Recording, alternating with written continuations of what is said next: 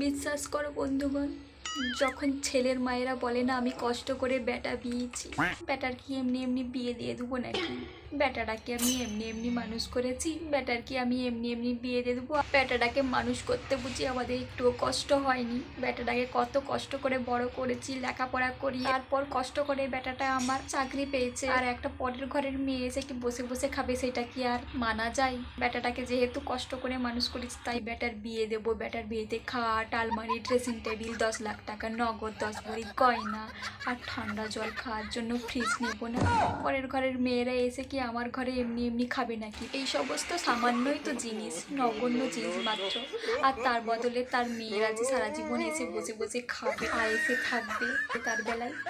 সত্যিই তাই, ছেলের মায়েদের কত কষ্ট, কত কষ্ট করে ছেলেকে মানুষ করেছে।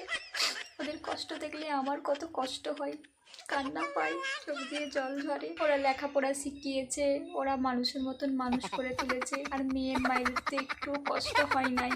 মেয়ের মায়েরা তো অনলাইনে অর্ডার দিয়েছিল, আর ডেলিভারি বয়েরা এসে ঘরে ঘরে পার্সেল করে দিয়ে গেছে।